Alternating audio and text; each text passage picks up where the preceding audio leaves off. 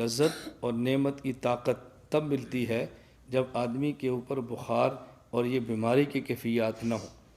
اسی طرح اللہ روحانی طاقت، توفیق، نعمت کی تلاوت اور ذکر یہ دے دیں تو اس کی لذت اور طاقت تب ملتی ہے جب آدمی گناہوں سے اپنے آپ کو بچا لے، اور گناہ ہو جائے تو پھر فوراً توبہ کر لے۔ اللہ رب العزت یہ نعمتیں عطا فرما دیں گے۔ اللہ آپ کو بھی عطا فرمائے، اللہ آپ کی برکت سے مجھے بھی عطا فرمائے۔ تو میں آخری بات عرض کرتا ہوں کہ ذکر اللہ کی دو قسمیں ہیں، ایک ہے ذکر حقیقی اور ایک ہے ذکر صوری۔ ایک ہے ذکر کی حقیقت کیا ہے اور ایک ہے ذکر کی صورت کیا ہے۔ ذکر کی حقیقت یہ ہے کہ آدمی گناہوں سے بچے اور جس موقع پر جو اللہ کا حکم ہو اور پیغمبر پاک کا طریقہ ہو اس کے مطابق زندگی گزارے، یہ ہے ذکر حقیقی۔ اور ذکر صوری کیا ہے؟ تلاوت کرے، درود پاک پڑھے، استغفار کرے، کلمہ پاک پڑھے، یہ اذکار کرے، سبحان اللہ، جو بھی ہے، یہ ذکر کی صورت ہے۔ ذکر کی صورت بھی چاہیے لیکن اصل ذکر کی حقیقت ہے، اور ذکر کی حقیقت مل جائے اور ذکر کی صورت نہ بھی ملے تو اللہ حقیقت کی وجہ سے ذکر کی صورت سے بھی انسان کو مقامات آگے عطا فرما دیتے۔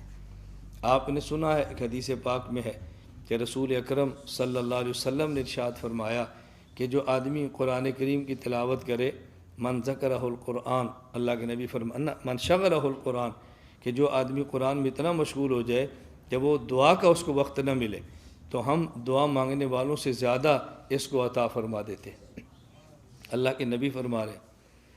اسی طرح چلیں میں ایک حدیث بھی پیش کرتا ہوں، آپ کو مسئلہ بھی سمجھ آئے گا اور یہ بات بھی سمجھ آئے گی۔ رسول اکرم صلی اللہ علیہ وسلم کے دور میں دو کٹھے شخص کلمہ پڑھا اور مسلمان ہو گئے، صحابی بن گئے۔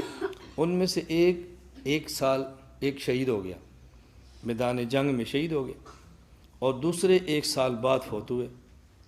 ایک صحابی نے خواب میں دیکھا کہ جو 1 سال بعد فوت ہوا ہے وہ جنت میں پہلے داخل ہوا، اور کہتے ہیں فتعجبت لذالک، مجھے بہت تعجب ہوا، فذکرت ذالک لرسول اللہ صلی اللہ علیہ وسلم، تو میں نے اللہ کے نبی سے پوچھا کہ یا رسول اللہ یہ کیا؟ اکٹھے مسلمان ہوئے، ایک بندہ 1 سال پہلے شہید ہوا ہے، دوسرا 1 سال بعد فوت ہوا ہے، لیکن میں نے خواب میں دیکھا کہ شہید ہونے والا جنت میں بعد میں گیا ہے اور 1 سال بعد فوت ہونے والا جنت میں پہلے گیا ہے، یہ مجھے بہت تعجب ہی کیا ہے؟ تو رسول اکرم صلی اللہ علیہ وسلم نے جواب دیا، کیا اس نے 1 سال کے روزے نہیں رکھے؟ کیا اس نے 1 سال کی نمازیں نہیں پڑھی؟ کہا جی پڑھی ہیں۔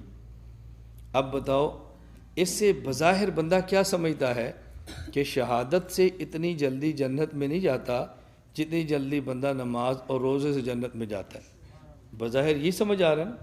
سبحان اللہ، نہیں، بظاہر یہ سمجھ آ رہا ہے کہ نہیں؟ بولو۔ حالانکہ اس کا مطلب یہ نہیں ہے، بات سمجھنا، ایک ہے شہادت حقیقیہ، ایک ہے شہادت صوریہ، ایک ہے شہادت کی حقیقت اور ایک ہے شہادت کی صورت۔ شہادت کی صورت کیا ہے؟ کہ کسی آدمی کو میدان جنگ میں کافر کی گولی لگے اور یہ قتل ہو جائے، کافر کی تلوار لگے اور یہ قتل ہو جائے، یہ ہے شہادت کی صورت۔ اور شہادت کی حقیقت کیا ہے؟ کہ آدمی اللہ کے راستے میں جائے اور وہاں جا کر جہاد کرے، اپنے آپ کو شہادت کے لیے پیش کرے اور شہادت کے جذبے سے لڑے، لیکن پھر بھی قتل نہ ہو، تبھی موت فوت ہو جائے۔ اب کیا ہوگا؟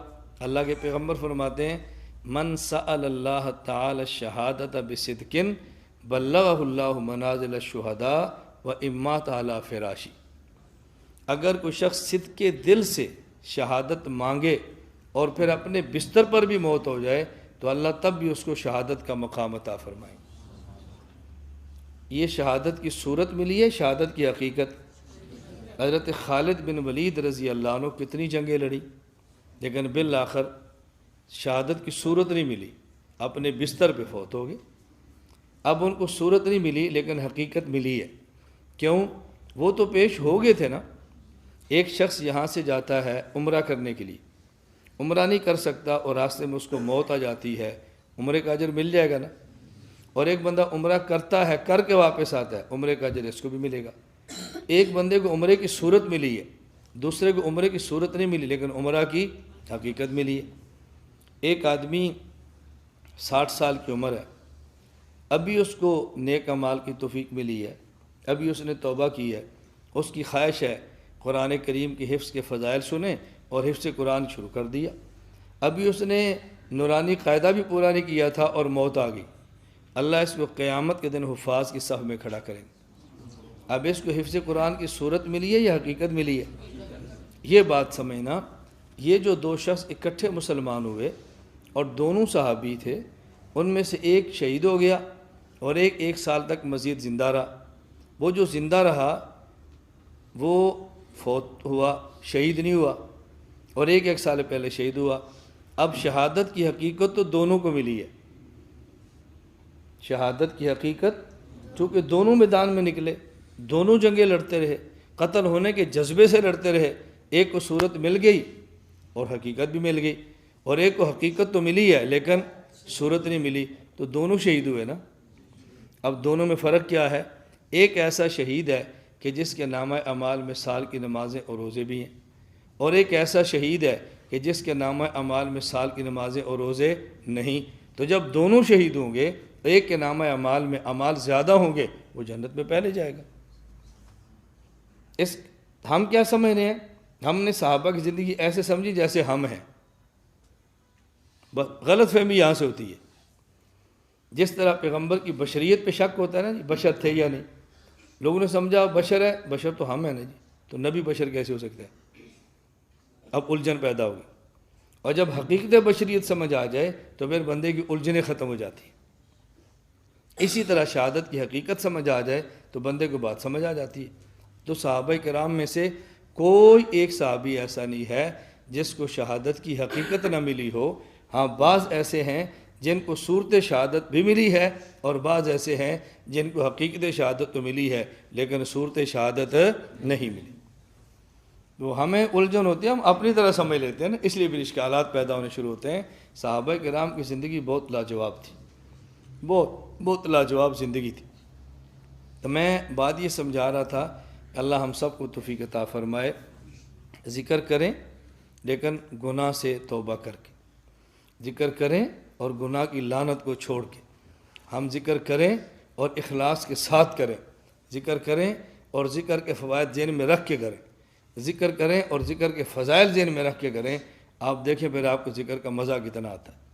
یہاں آج 4-5 علماء آئے تھے، میرا خیال ہے وہ چلے گئے ہوں گے، جماعت کے ساتھ تشریف لائے تھے تو ملنے کے لیے بھی آئے، چلے گئے، ملاقات کے لیے آئے تھے۔ تو مجھے انہوں نے فرمایا کہ ہمارے علاقے میں بزرگ ہیں، وہ ذکر کرواتے ہیں، تو بعض علماء بڑی شدت سے اس کا رد کرتے ہیں کہ آپ ذکر کیوں کراتے ہو، اکٹھے ہو کر کیوں کراتے ہو، تو بدعت ہے۔ میں نے ان علماء سے پوچھا کہ بدعت کہتے کسے؟ تو انہوں نے فرمایا کہ جو قرآن کریم سے، پیغمبر کی سنت پاک سے، حدیث سے، صحابہ سے، خیر قرون سے نہ ثابت ہو اسے بدعت کہتے ہیں، اور اس کو دین سمجھ کے کیا جائے۔ میں نے کہا جو ذکر ہم کرتے ہیں اس کے بارے میں تو صحیح مسلم میں روایت ہے، ابو ہریرہ رضی اللہ عنہ فرماتے ہیں اللہ کے نبی نے فرمایا لا یقعد قوم یذکرون اللہ الا حفتهم الملائکہ وغشیتهم الرحمہ ونزلت علیہم السکینہ وذکر اللہ فیما عندہ، کہ جب ایک قوم، فرد یا قوم کسے کہتے ہیں؟ کئی لوگ، جب ایک قوم اکٹھی ہو کر بیٹھے، لا یقعد قوم، ایک قوم اکٹھی ہو کر بیٹھے اور پھر وہ اللہ کا ذکر کرے تو ان پر اللہ کی رحمت بھی آتی ہے، فرشتے بھی ڈھانپ لیتے ہیں، سکون بھی اترتا ہے، اللہ ان کا ذکر بھی اپنی مجلس میں جو اپنے پاس ہے ان کرتے ہیں۔ یہ حدیث ہے، اور حضرت امام نووی نے صحیح مسلم میں اس حدیث باب کا قائم کیا۔ امام نووی رحمۃ اللہ باب یہ قائم کرتے ہیں باب الاجتماع علی تلاوت القرآن والذکر۔ یہ باب کس بات کا ہے؟ جمع ہو کر ذکر کرنا اور جمع ہو کر تلاوت قرآن کرنا۔ میں نے کہا حدیث میں فضیلت آ رہی ہے اور محدث باب قائم کر رہا ہے جمع ہو کر ذکر کرنا، تو پھر یہ بدعت کیسے ہوگا؟ مجھے کہتا جی ہم بہت خوش ہیں۔ میں نے کہا جو کہ آپ تبلیغ میں چل رہے ہیں، جب وقت پورا ہو جائے تو پھر کچھ وقت ہمارے پاس گزاریں اور جتنے شکوک و شبہات ہیں سارے لے کر آئیں، ہم انشاءاللہ ان شکوک و شبہات کے صاف کریں۔ پھر میں نے مزاحن کہا، مزاحن میں نے کہا لوگ بھی بیعت ان پیروں سے کرتے ہیں جن کے پاس دلائل نہیں ہوتے، بھئی اس پیر سے کرو جس کے پاس دلائل بھی ہے۔ تمہیں اپنی خانقاہ پر الجھن تو نہ ہو نا، جو کام کرتے ہیں شرع صدر تو ہو، شرع صدر کے ساتھ کام کرو، دلیل کے ساتھ کام کرو، آپ الجھن کے اندر آ کر کام کیوں کرتے ہیں؟ الحمدللہ ہم جو کام کرتے ہیں اس پہ دلیل دیتے ہیں، جو کام کرتے ہیں اس پر حوالے پیش کرتے ہیں، اور بڑے شرع صدر کے ساتھ کام کرتے ہیں۔ اللہ مجھے بھی اور آپ سب کو توفیق عطا فرمائے۔